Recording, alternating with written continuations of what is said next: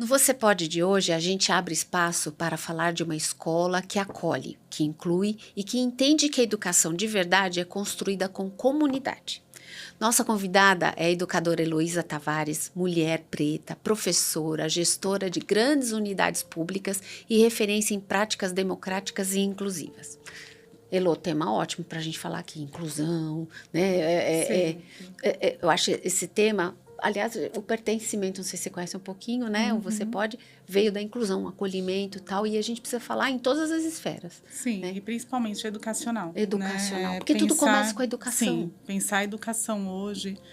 Eu, hoje, como gestora de um equipamento público, né? Que é um centro educacional unificado, o currículo hoje da cidade de São Paulo, em escola pública, ele traz isso, assim, muito latente, né? Uhum. Permeia todo o currículo a inclusão. Então, pensar hoje a educação é pensar a inclusão, né? É pensar em colocar aí a disponibilidade de igualdade de condições e equidade para todos. Então, quando a gente pensa em educação, a gente tem que pensar em práticas inclusivas. Eu acredito que, para mim, Uhum. uma coisa está totalmente atrelada à Ligada à outra. outra, com certeza. E Elô, quando falamos em gestão humana e democrática, parece algo distante da nossa realidade, né? Na prática, no dia a dia da escola, o que isso significa verdadeiramente? Então, quando a gente fala em gestão humana e democrática, talvez, né, assim, a nomenclatura, a maneira como se coloca, parece uma coisa. E na prática isso se dá assim de uma maneira, pelo menos eu penso, tão mais leve, quando a Uhum. gente pensa em instâncias participativas, né? Quando a gente pensa em uma escuta ativa, acolhedora, isso se dá automaticamente no cotidiano da escola, né? Hoje eu tenho experiência falando em gestão escolar dentro da escola em si, e em uma gestão de um centro educacional unificado, que é onde eu trabalho hoje, o CEL, né, da cidade de São Paulo, onde as instâncias participativas elas se dão no colegiado de integração. Então, quando a gente escuta os diretores das unidades que compõem, né, o centro educacional, ela se dá quando a gente fala em conselho gestor, que na escola isso a gente fala conselho de escola, né?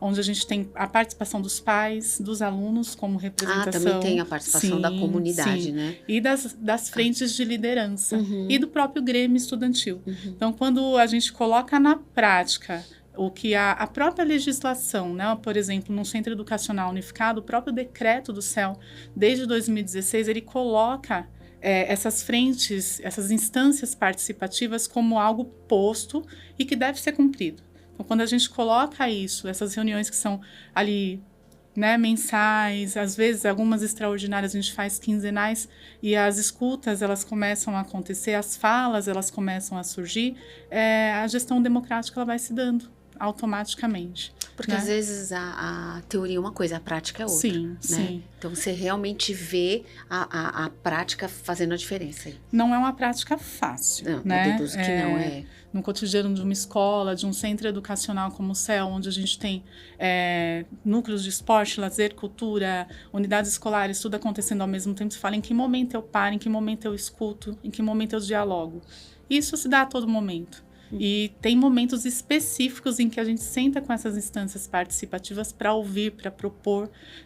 Eu tenho um hábito que eu creio que ajuda bastante, nós até levamos isso como uma boa prática em uma formação de SME, que é a pauta colaborativa, a gente chama de pauta colaborativa. Então, antes da gente sentar na nossa reunião oficial, digamos assim, prevista em calendário, para conversar com o conselho gestor, com o Grêmio Estudantil, com o colegiado de integração, com as frentes de participação e liderança, hoje em dia as mídias também ajudam bastante, né? Nós temos grupos ali específicos de comunicação, canais de comunicação, mais como o WhatsApp, Uhum. né? Que nos ajudam a fazer aí, digamos assim, essa escuta a todo momento, questões, dúvidas, a gente vai respondendo ali.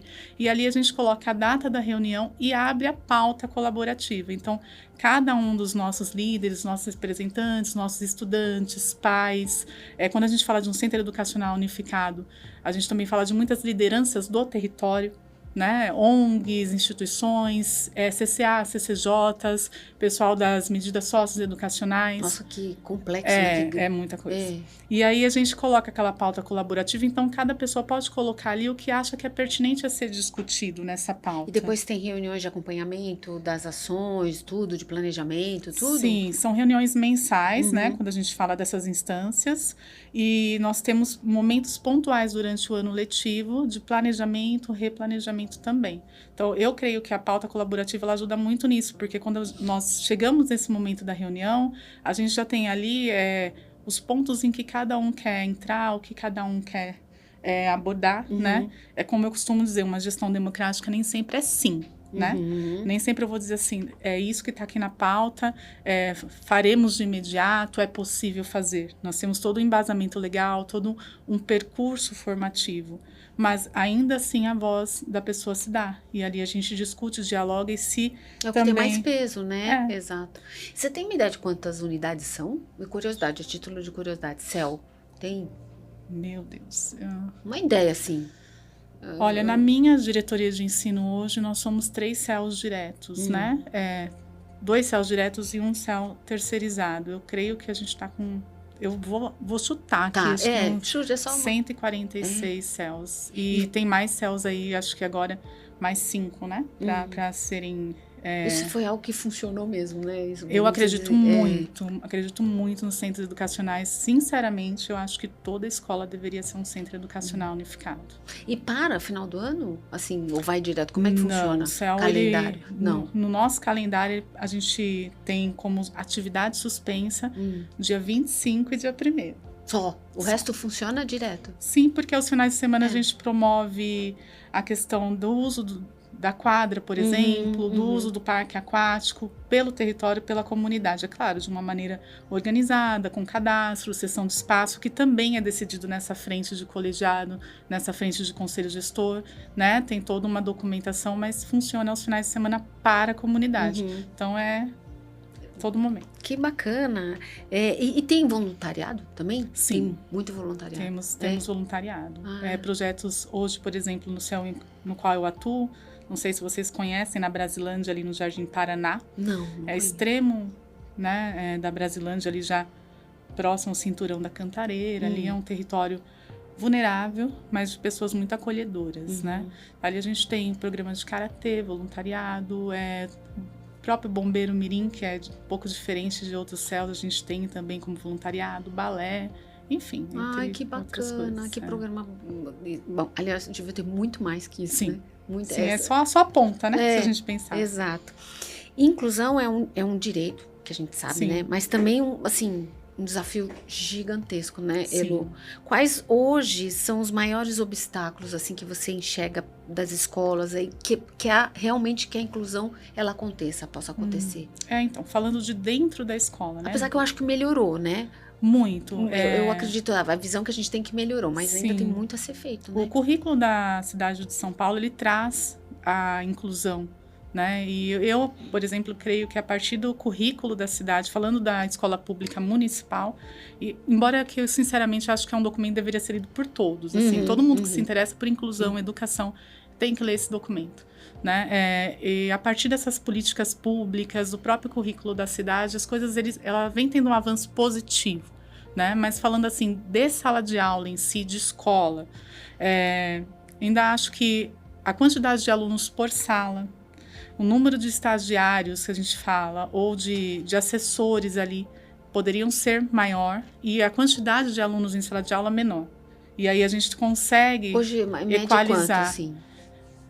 30, 25 a 30, já foi mais, tá? Eu já... porque esse é um número até que escolas particulares também têm esse número, sim, né? Já foi maior. Eu, quando comecei a atuar como educadora, eu já dei, não no município de São Paulo, mas eu já dei aula em um outro município no qual eu atuava, próximo aqui, e eu tinha 51 alunos. Não, aí é demais. E um era surda. Não, aí eu lembro do nome dela, a Ingrid. Eu tinha 51 alunas, 51 a 1 era surda. Aí é assim, difícil. muito E você desafiador. sozinha? Sozinha. Nossa, aí como é que você dá uma atenção? Como é que... Então. É complicado. Mas hoje diminuiu, então a média Sim, mas ainda assim eu penso que o número de assessores ali, né, auxiliares, no caso, para trabalhar a inclusão, porque a gente tem dentro da sala de aula ainda questões que precisam ser tratadas muito próximo, precisa ter alguém que sente junto, que auxilie, que direcione a construção do conhecimento de uma maneira mais especializada. Eu acredito que a gente ainda precisa melhorar nisso. Já avançou muito, mas ainda precisa melhorar. Você sabe que eu já ouvi relatos dizendo que, eu não sei que unidade, exatamente qual escola, mas tem um processo, tem todo um trabalho de inclusão muito melhor que muitas escolas particulares. Sim, eu acredito muito na educação pública, acredito muito Eu na estudei escola proposta. pública Eu também. há muitos anos atrás, Sim, né? não vamos contar. Não vou contar quanto tempo, mas enfim, funcionou muito. Naquela época era muito, era assim, de toda a comunidade que a gente vivia, a maioria era escola pública ou municipal. Eu penso que na nossa época, né? Vou confessar aqui, tô com 40, vou fazer 41. Nova né? ainda. Estamos aí. A questão da inclusão é que ainda não era tão vista.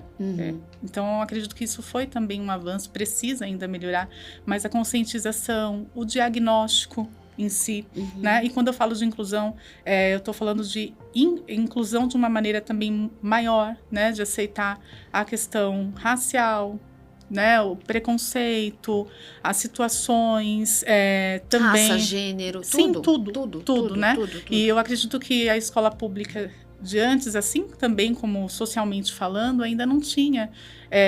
não falava-se muito de inclusão, né? Então, a gente tinha, às vezes... A gente até questionava, meu Deus, o deficiente, onde estuda? O neuroatípico, onde estuda? Onde está? E muitas famílias escondiam também, dependendo da situação, a criança nem ia, né? Então, hoje, as coisas elas melhoraram muito nesse aspecto. Precisa, a gente tem que deixar isso posto, avançar em muitos aspectos, mas hoje a gente consegue perceber, consegue diagnosticar, né? Fala-se mais. Então, a partir do momento que a gente começa a falar mais, que a gente conversa sobre o assunto, estuda sobre o assunto, se aprofunda em questões teóricas, hoje a gente tem um embasamento muito bom, as coisas tendem a melhorar um pouco. Né? Então, acho que na época que eu fui de escola pública, se a criança tinha uma certa especificidade, até o diagnóstico ficava de canto. Era aquele amiguinho que era diferente, né? Mas assim, não tinha aquele olhar. E hoje a gente vê que as próprias crianças dentro da sala de aula, elas têm essa consciência e os professores, educadores trabalham muito essa consciência né, de estar acolhendo, de todos ali têm a igualdade de oportunidade, que é diferente de igualdade, é um conceito de equidade. Né? E aí as próprias crianças também acabam acolhendo muito, ajudando muito. Por exemplo, essa situação que eu trouxe da Ingrid, né?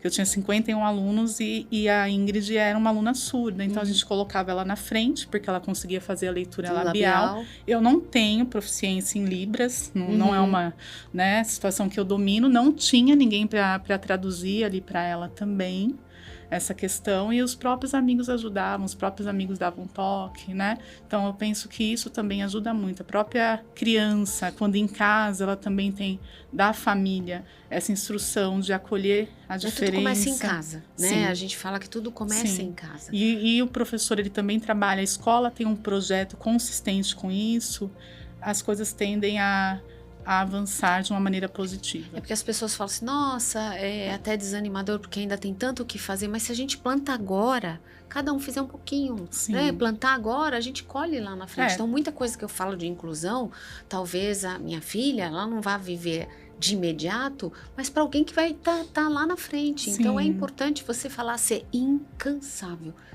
Pautas formativas. Pautas formativas com os educadores, independente de ser escola pública, privada.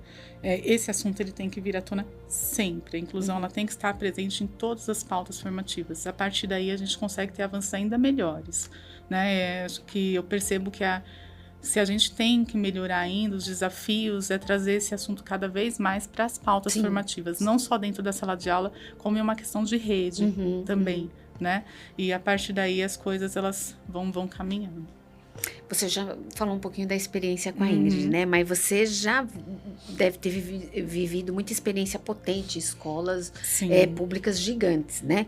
Você pode compartilhar com a gente alguma história assim que mostra a inclusão e a gestão democrática? Embora eu tenha sido, né, diretora, hoje acho que é a segunda maior escola da América Latina, eu tinha 3.900 alunos. Já tive 3.900 alunos aí por alguns anos. Hoje sou gestora de um centro educacional que deve ter mais ou menos essa quantidade também, né? A experiência assim, que eu acho que mais me marcou foi enquanto educadora mesmo, dentro de sala de aula, né? Não que na gestão não sejamos todos educadores, mas dentro de sala de aula ali mais direto. Eu tive um aluno que é o Dudu, o Eduardo, né? Isso eu dei aula para o Dudu, ele estava no 6º, 7º e 8º ano.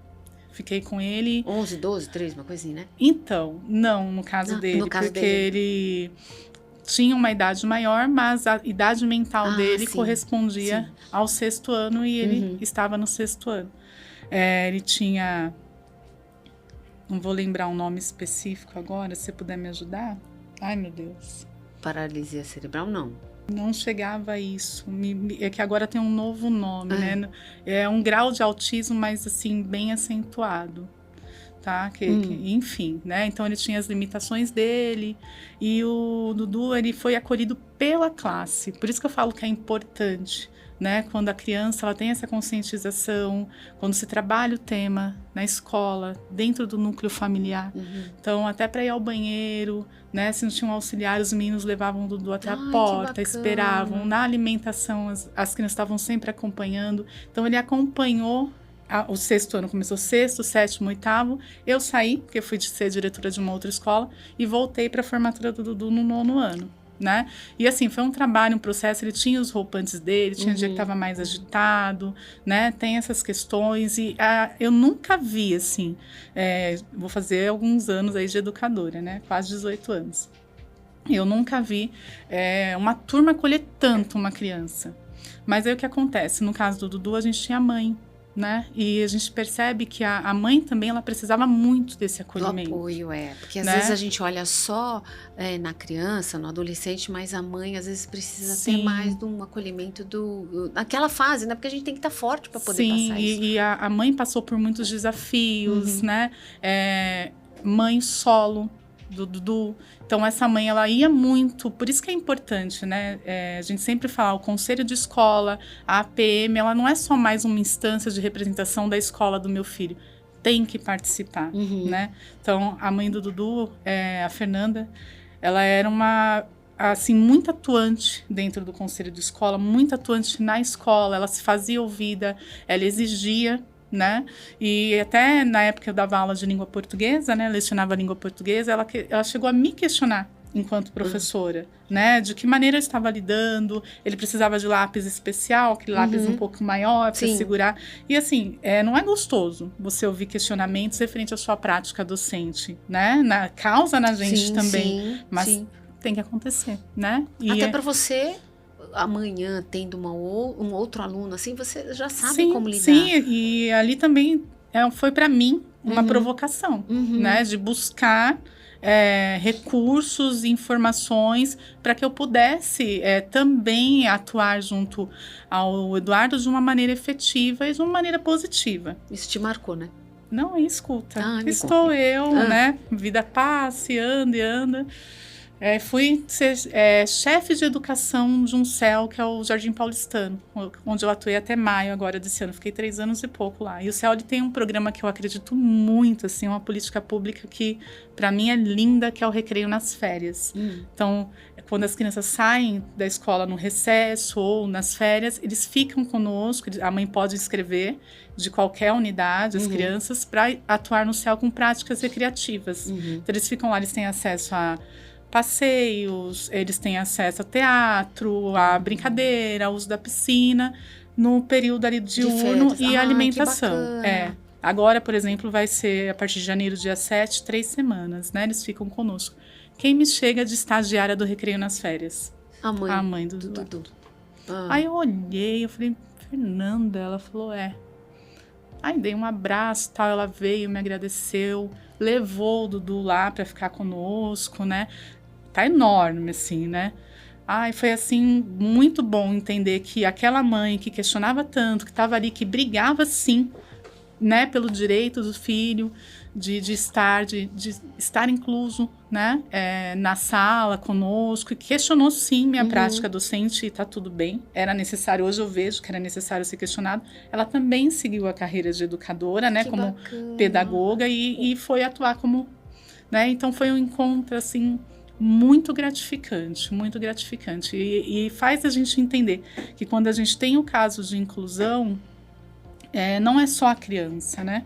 A família também precisa desse acolhimento. Ah, sim. E o quanto a família precisa e o quanto o outro também aprende. Porque a gente Sim, fala assim, é uma troca. É uma troca. É uma troca. Benefício só para a criança, a pessoa que tem deficiência, não.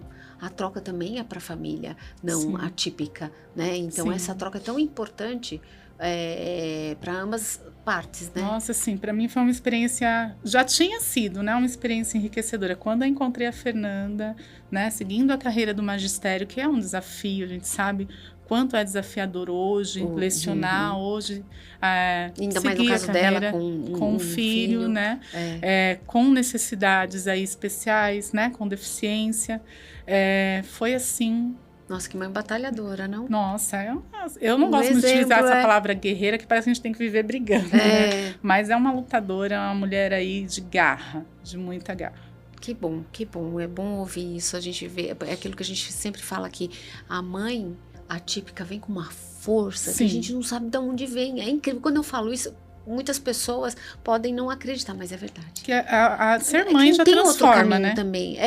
Mãe por si só já te transforma. Ser mãe já transforma. Eu posso dizer isso com propriedade, que eu tive minha filha com 34 e eu achava assim que eu estava arrasando, porque eu sou professora, né? Vai ser de fácil, criança, né? Tinha já ajudado a criar meus 3 sobrinhos. Falei, imagina, gente, é outra realidade. E cada fase é um desafio. Sim, ser mãe já te transforma. Ser mãe de uma criança atípica, eu não tenho essa experiência, mas eu creio que é 2 vezes mais, né? Você vira uma leoa todo dia. Uma leoa. Mas também transforma a gente assim. Eu costumo falar que eu sou outro ser humano. Sim. E faria tudo outra vez. Sim. Sabe? É um aprendizado, é um amor que te transforma de uma forma que é vivendo para você saber. Sim. Mas é legal você ter essa história, de você ver que assim, um pouco que você fez, o que causou no Dudu, na mãe. Sim. E né? assim, hoje, pela prática de observação de gestão, a gente aprende a analisar a prática docente, né? Hoje, como gestora, vendo a postura, a maneira como ela lida, mesmo nas práticas recreativas, ajudando a gente com o recreio, eu tenho certeza que ela vai ser uma ótima educadora. Acho que já até se formou, porque isso tem uns 2 anos que ocorreu. Se ela não se formou, ela está em vias aí de se licenciar como pedagoga, né? Eu tenho certeza que ela vai ser uma ótima educadora. E é isso, né? São experiências, são trocas. Mas para mim, assim, marcou muito. Você deve ter muita história para contar e muitas emoções também, né? E por falar em emoção, aqui professores lidam com 30 emoções por minuto. Como você trabalha cultura, formação e apoio para que a equipe se sinta segura? Então... E não sobrecarregada, né? Nesse processo, como é que é? Porque na gestão tem aquela situação, a professora ela lida com, vamos colocar aí, de 25 a 30 emoções por minuto e a dela, né?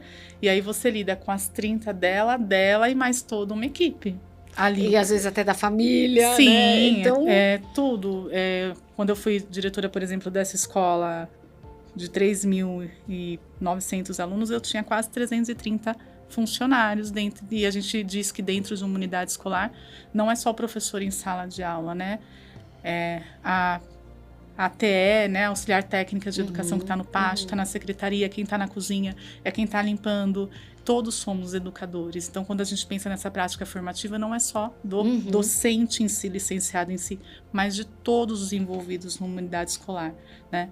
Lidar com isso é um desafio constante, tá? Porque ali você tem pessoas que vêm carregadas de sua experiência de vida. E cada um tem o seu jeito, a sua maneira de lidar com informações, com situações, com regras também, Uhum. porque faz parte de uma sistematização.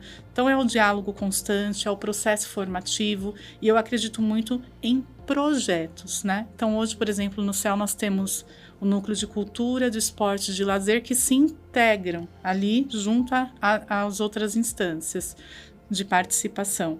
Então, quando você tem um projeto que surge por uma necessidade ali do local, do equipamento em que você atua, você tende a trabalhar isso de uma maneira mais eficaz. Então, é olhar, perceber, ouvir, diagnosticar e, dentro disso, desenvolver um projeto educacional que alcance a todos. Uhum. Então, se a gente vai trabalhar a inclusão, a gente não vai trabalhar de uma maneira individual, a gente vai trabalhar em forma de projeto, de modo que todos estejam envolvidos. E a mesma coisa é quando você diz lidar com os educadores, é sempre com projetos, com pautas formativas, né?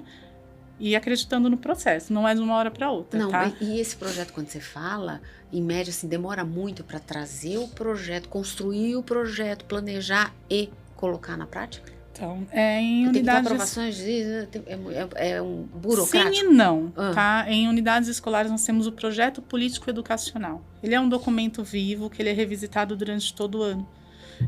Então, a gente senta no início do ano, a gente planeja revisita já o do ano anterior, a gente estabelece metas, objetivos, e a gente vai discutindo e implementando ele durante todo o ano letivo. E a unidade escolar tem um currículo que nos norteia, mas ela tem, assim, a autonomia de entender que esse projeto... Ele pode ser alterado. Ele é do território, ele atende às necessidades da unidade escolar, né? No CEL, a gente tem o projeto político pedagógico, né? Que a gente...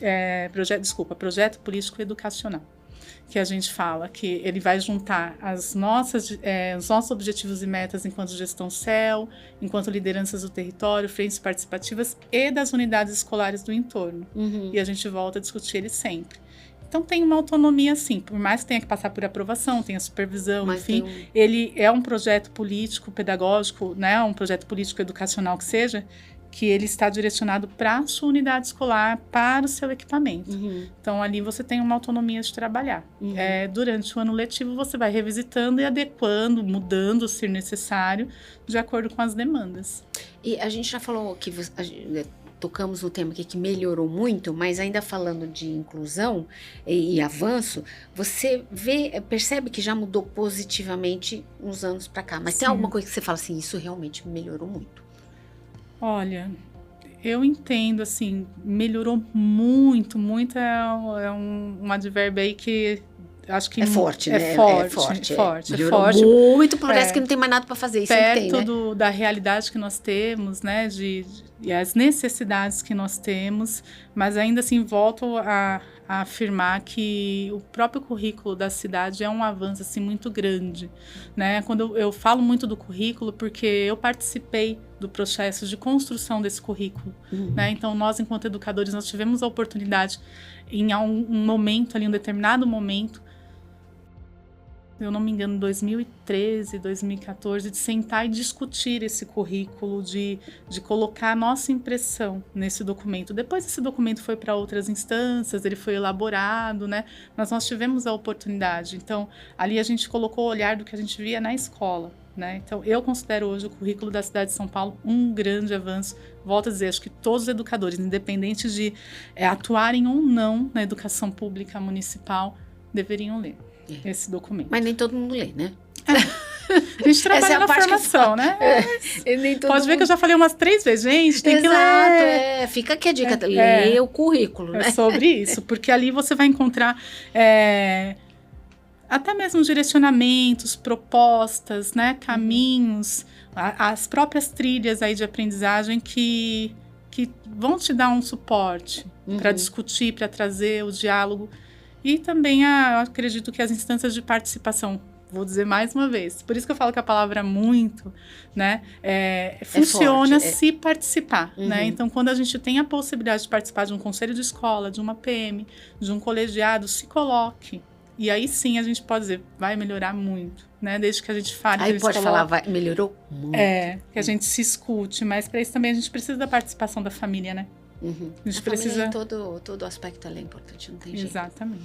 Eu gosto sempre de finalizar com dicas, mensagens e tudo mais. E para finalizar, Elo, para quem está começando essa jornada de educador ou gestor, né, como você, e ainda está inseguro aí nessa jornada, que recado que você deixaria, além de ler o currículo? Olha, a gente sempre traz, né, a informação de que acredite, né, que esteja ali de todo o coração entregue à educação, mas hoje, assim, percebendo também a formação de professores que nós temos, de novos docentes que vêm aí, de novos educadores, eu deixo a dica de que a pessoa tenha certeza do que ela quer, né, acredite sim, tá, a educação, ela é um processo, ela para mim, e pode ser um projeto positivo, mas desde que nós tenhamos certeza, porque os desafios no caminho, eles existem. É assim, acho que como em todas as profissões, mas ser educador hoje é um desafio de lidar com vidas, né? O médico, ele teve um professor, né? O quanto isso vai transformar o a vida de uma arquiteto, pessoa. ele teve um professor. Então, todas as outras profissões passam pelo educador. Então, acredite, mas tenha certeza, porque quando eu digo ter certeza, é não desistir no meio do processo. Os desafios vêm, né? Como eu trouxe aqui a informação dessa mãe que sim criticou a minha prática, mas a crítica ela também é uma provocação para que você melhore, para que você se adeque, né? Então é isso, é persistência e certeza do que você realmente quer para sua profissão, porque ser educador não é só exercer uma profissão, você educador é para a vida. A sua e de alguém. E de muitos alguém. Então é isso. É isso, obrigada, Elo. Elo, obrigada por trazer tanta clareza e tanta humanidade para essa conversa. Se você acredita que educação inclusiva transforma vidas, porque transforma, compartilhe esse episódio. Obrigada pela companhia e até a próxima.